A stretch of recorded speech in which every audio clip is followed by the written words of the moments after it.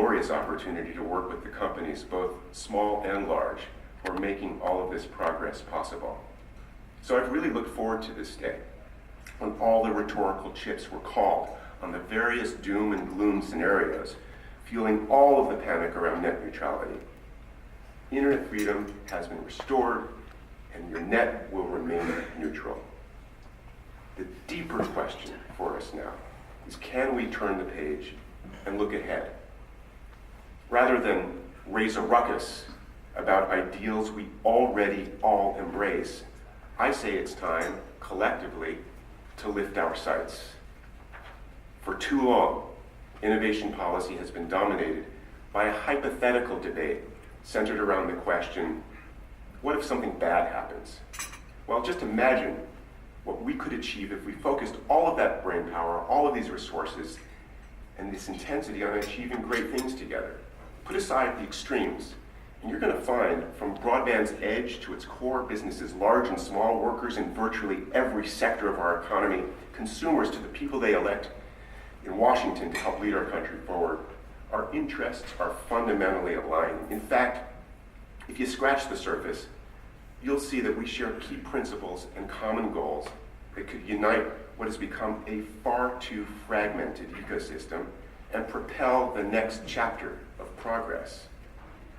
Creating more cohesion will require support from the ground up, and I believe they can actually be built around 5 fundamental pillars.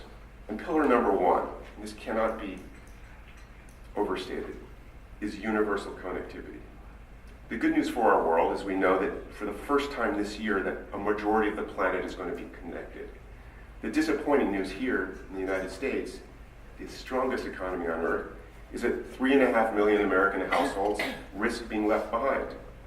These are the folks who have the most to gain from high-speed broadband connectivity. And by and large, they live in places like the hundreds of off-the-grid communities in the remote bush of Alaska that truly are accessible only still by boat or snowmobile, where populations are so sparse that the business case evaporates for network deployment.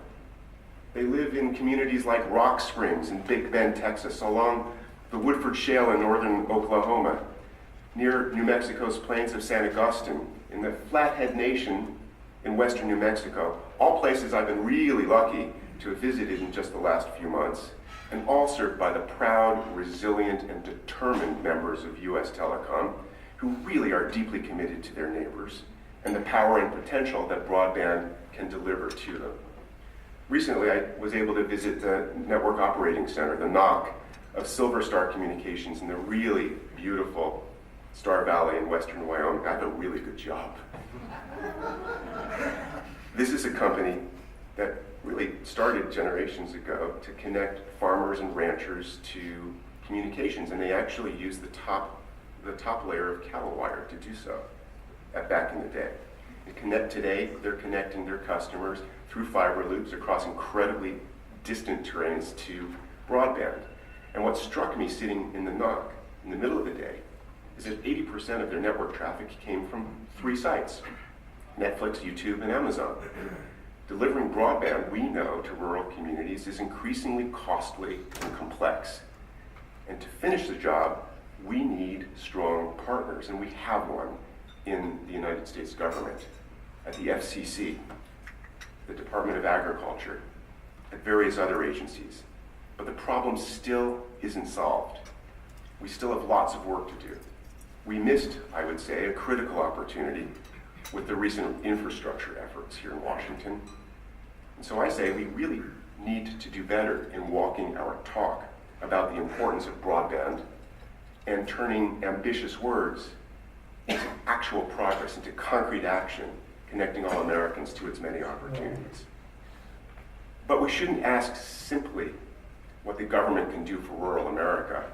We all have a stake in working together to find solutions. And make no mistake, when it comes to connecting all Americans, we have the means and the opportunity to relegate this challenge to the history books.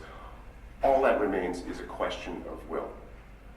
I also think that there's a steadily growing appetite and collective will to boost consumer confidence in how the internet ecosystem handles critical issues. This leads me to pillar number 2. We need consistent safeguards across the internet. Broadband companies have long agreed to no blocking and no throttling.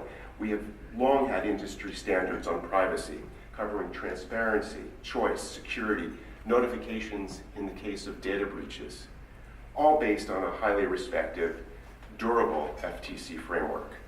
But the reality today is the companies making headlines in privacy missteps or blocking content aren't ISPs. Just witness the back and forth between Google and Amazon, blocking the sale of each other's products, services, and even content on their respective platforms. This was a fatal flaw of Title II. It is no longer acceptable to write rules either here in Washington or any state or any local jurisdiction that omit the most powerful and valuable, at least in terms of market cap, players of the digital age. We all have a stake in getting modern rules right, because if we don't, then others will continue to fill the void. We've seen it with the EU and GDPR. Companies with global reach are implementing it worldwide. Now, I'm sure that all of you dutifully, like I did, read the dozens of updates to your privacy policy emails that you've been receiving over the last month before clicking agree.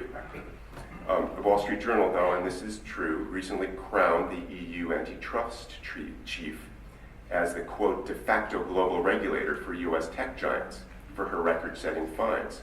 And all of this reinforces what should be self-evident to us all, that consumers and the companies serving them deserve consistent, clear, and enforceable online protections.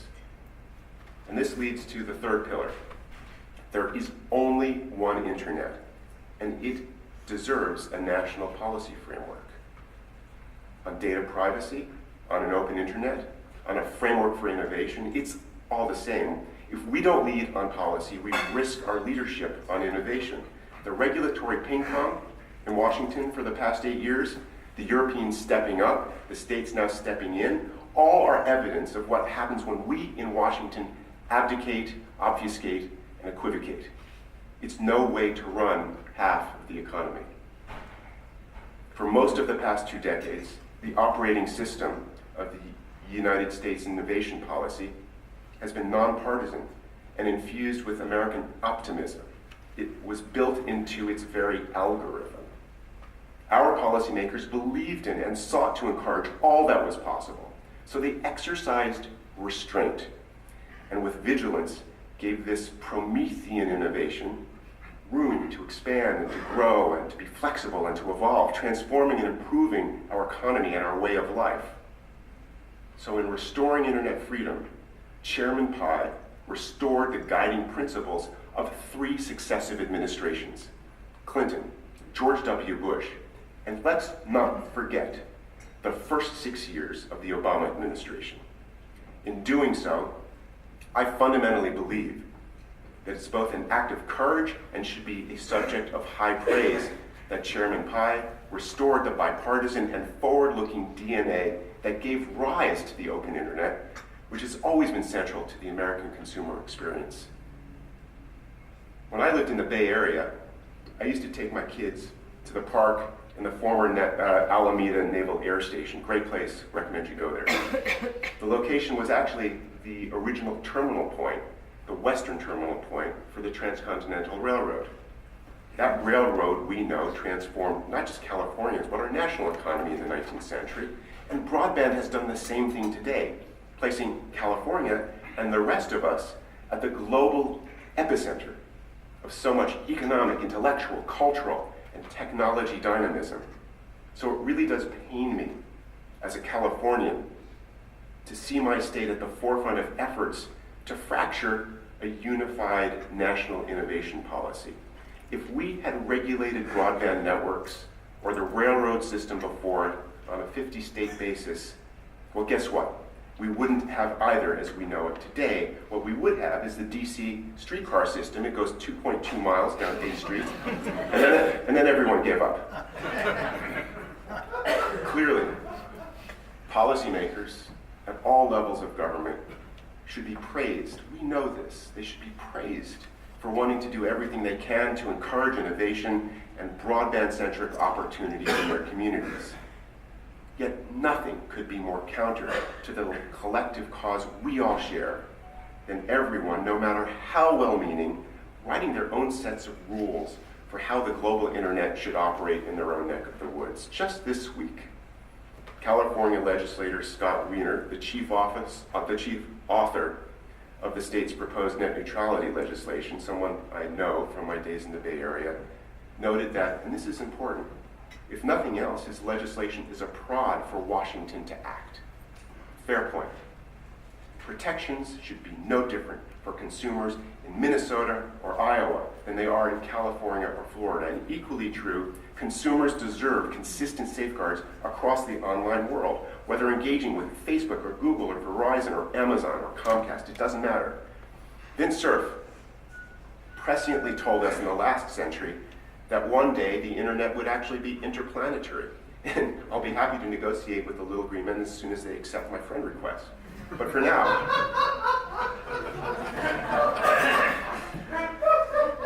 thank you, Nick.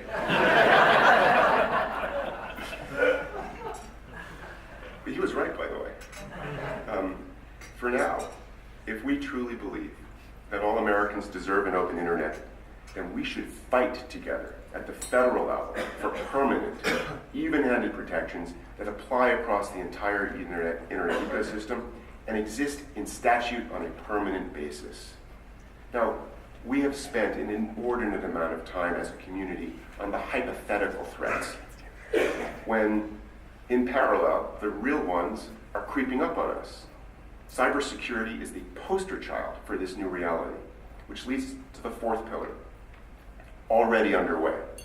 It is time to lock arms for the nation's cybersecurity. It's been 7 years since the Department of Defense declared cyberspace as an operational domain that U.S. forces will be trained to defend. And headlines virtually every day, sadly, remind us just how mission critical this theater of warfare, and it is that, has become. The bad guys, they don't play by the rules. We have zero shot at keeping pace with such a formidable threat if we don't stand together both across the internet ecosystem and the public and private sectors. It requires a whole new and nimble paradigm. And fortunately, we are building that today, together with the Information Technology Industry Council, ITIC, and specifically our founding partners, great companies coming around a table together like Akamai, Ericsson, IBM, Intel, Oracle, Samsung, SAP, leading broadband providers like Verizon and CenturyLink and AT&T, and their global counterparts NTT and Telefonica. We've united together to form and rapidly scale the Council to Secure the Digital Economy. By the way, we welcome others to join us, from the cloud to device manufacturers and beyond. In fact, just last month, the Consumer Technology Association, thank you, Michael, joined this all-hands cross-industry effort as a partner in some of our key work streams. And our work, in fact, not just a talk shop. We are highly operational, highly concrete.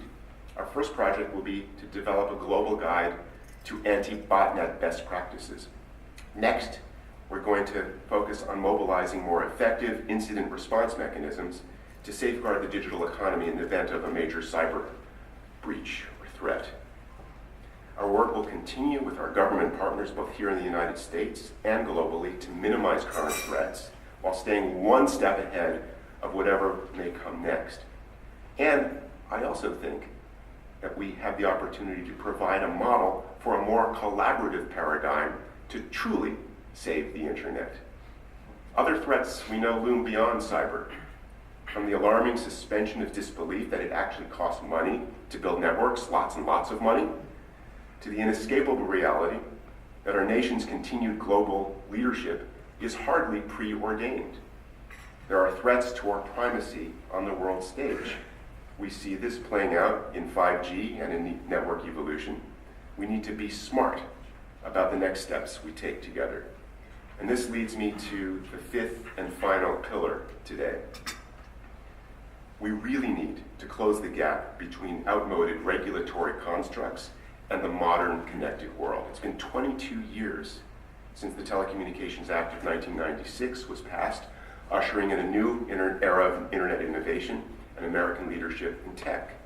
We've built entire industries around the silos of cable and telecom and satellite, wired and wireless, edge and core. And as a result, we have a regulatory structure that's in fighting form for the 1990s, not so much in 2018 or looking ahead in 2025. Meanwhile, we know the internet and the consumers guiding its evolution have long left these constructs in the dust.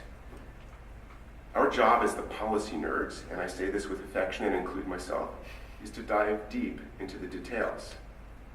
We sort through every day NPRMs on regulatory classification and draft reply comments and weedy but important proceedings awash in the alphabet soup.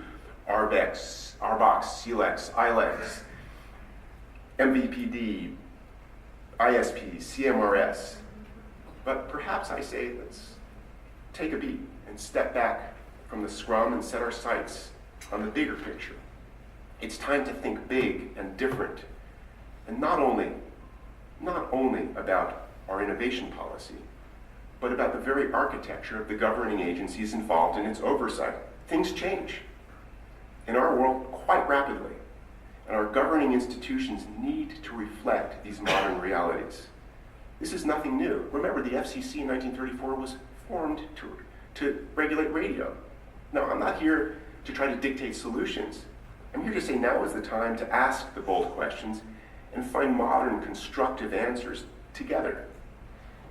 In the first 2+ decades of the digital era, if it tells us anything, it's that it takes innovation and vision throughout the ecosystem to change the world.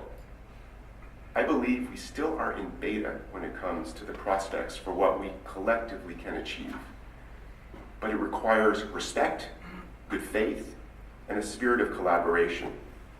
The notion, for example, as we heard in a pretty famous congressional hearing recently, that broadband companies are just pipes, diminishes our ambitions for the whole ecosystem. All of us are in the business of innovation. And if we're to dream big and deliver on the big ideas, like finally closing the digital divide, then we first must close the divide that exists within our own innovation community and here in Washington, and break down the silos that have inhibited that to take place. Yes, Congress should pass legislation. Yes, policymakers need to modernize our regulatory frameworks. But it's also on us, not just to lob tweets at each other from the safety of our screens, but to actually talk to one another and find ways to constructively move the innovation economy forward. Consumers want to feel confident and protected. They're also pretty big fans of technology-fueled progress and economic growth. The next chapter of the nation's innovation policy should insist with determination that they can have both. I say let's give it to them. So I say again, it's not about raising a ruckus, it's about lifting our sights. Thank you very much.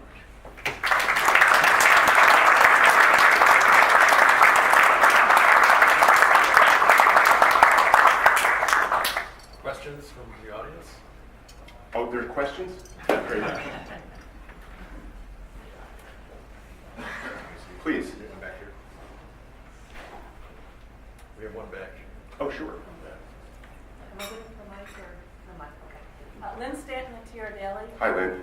There at the end, you seem to be raising a pretty ambitious rallying call for changes both in structures of FCC or other organizations and overall, basically you seem to be raising a call for a new Telecommunications Act or a rewrite or reform, and if I'm wrong, correct me.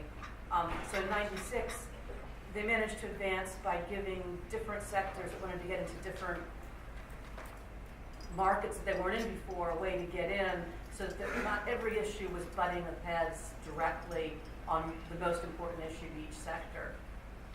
Do you think there's a way to find issues now that different sectors place higher than other sectors so that we can resolve a variety of things without a direct butting of head on every single issue, which seems like it's not a very good way forward?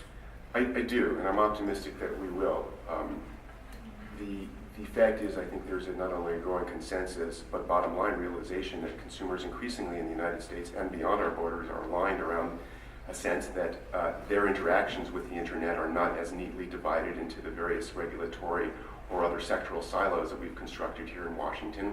When consumers think about the internet, there's one internet, and the notion that we can collectively, as an integrated, hopefully increasingly integrated internet innovation ecosystem, address collectively those problems and issues together with a degree of comity, debating on the facts and debating purposefully when required, it shouldn't be inhibited by the current environment of deep partisanship that we're inhabiting.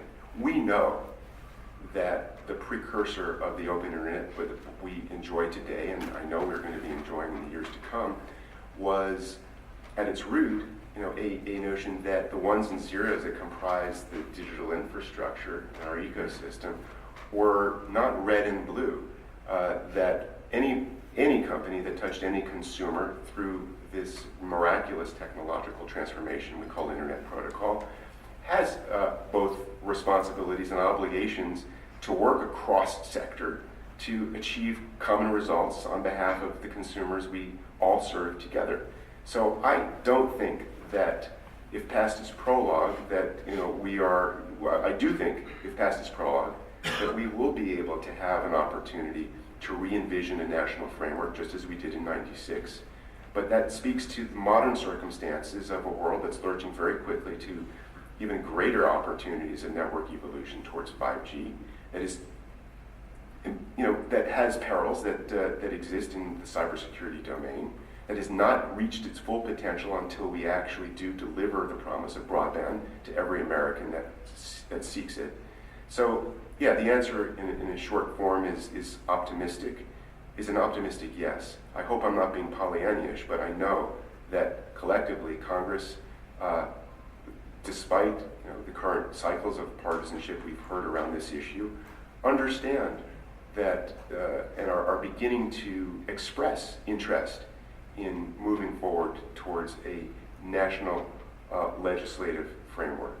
And so the signs are there, and we have reasons to be hopeful.